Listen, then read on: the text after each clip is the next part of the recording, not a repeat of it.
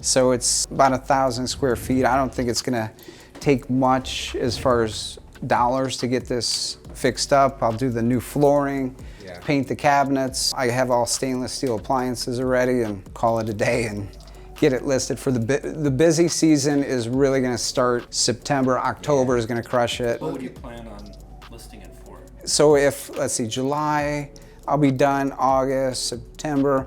I'll start at like 225 a night.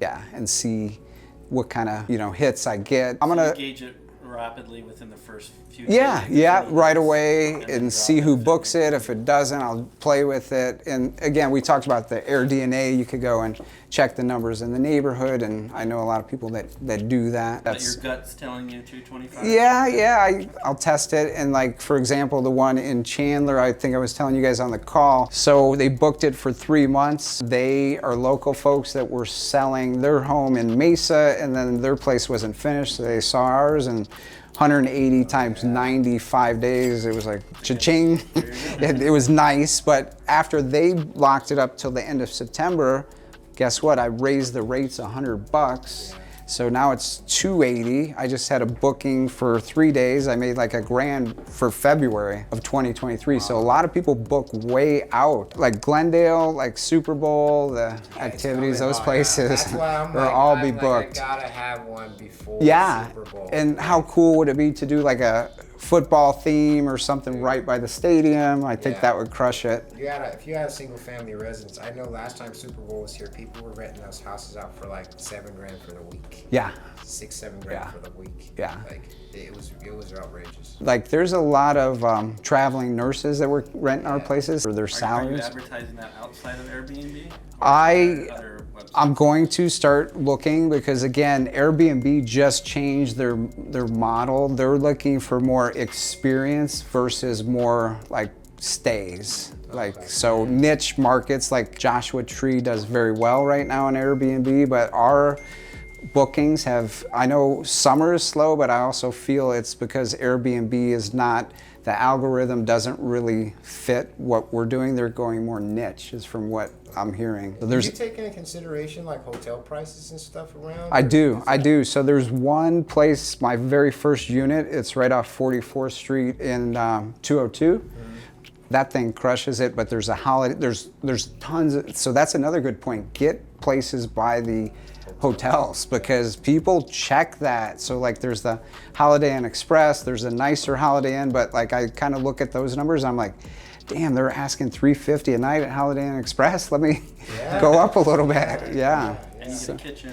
You get a kitchen, you get this, a lot of space. So that one does really well. It's the very first one. And the way I got that is a realtor, we were having lunch. He's like, I'm about to list this property, same thing. And he mentored me because I taught him how to wholesale. And then he did, like 10 years later, he taught me how to do Airbnb. Nice. And so he has a ton of Airbnbs himself. He doesn't do the wholesale gig anymore. He's a realtor too. So his client, that was already Airbnb for 7 years. So I closed, January 2020. And then February 2nd, I had my first guest. It was like, nice. This really works. And all I did was put a new couch in that place. So it was nice that it was already at Airbnb.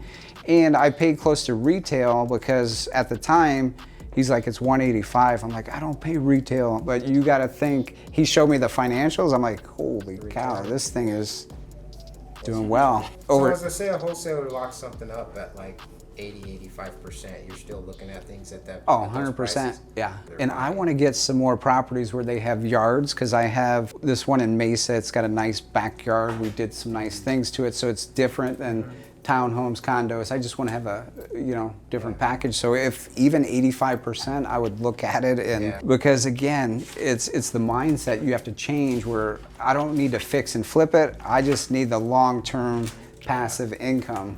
And then another objection we get, well, in Arizona, the summer's dead. Well, it may be quieter, but you have to look at the 12-month versus you can't think short term. You have to say what's going to happen the next year. Engage it from there, because those months, October through end of April, busy. Everything's packed. Everything. 25 out of 30 days is booked, because snowbirds, from Minnesota, Michigan. They're like, Yeah. we're gonna stay 3 months in They literally did. So Yeah. 3 months in the Glendale unit, then I had a 3-month person in Bellevue from Wisconsin. They just come for the winter. I mean, we're in a good state. And then how do you come up with your number of what the nightly rent will be and reverse engineer it so you know what you can pay for it that makes sense for your time, right?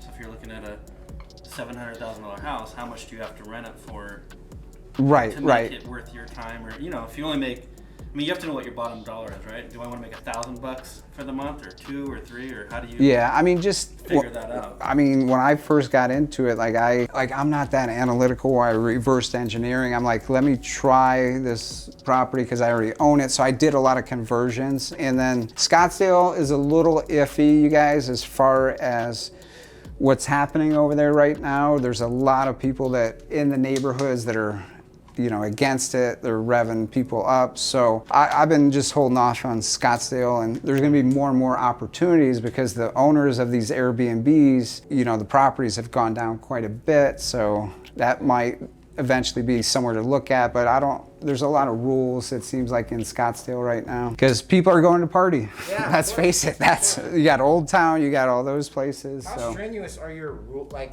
my rules are very strict. Like, Yeah. I'm like, no, like, I make it very clear, and then we have a nice sign that we put when they first walk in, and everything's broken down, but they see it. We don't want parties. Like, I haven't had much issue. The only one time was that one by the airport where this Paradise Valley girl rented it and she threw a party, and that was like $5,000 worth of damage. It took a little bit, and the key to that I learned is documentate everything. Pictures, receipts, smash TVs, don't throw it out. Just make sure you documentate it and then get them the info, and they're gonna ask you for more info, so just be ready for it. But they were pretty honorable on taking care of the damage that she did. Airbnb does. Airbnb does. And that's the beauty, because again, with a rental home, it's on you. That's why I moved out of long-term rentals. With Airbnb, like we talked about, as soon as they book, next day you get paid. And there's a limit on what they pay you though, because I got that $17,000 3 months, so they break it into 3 months.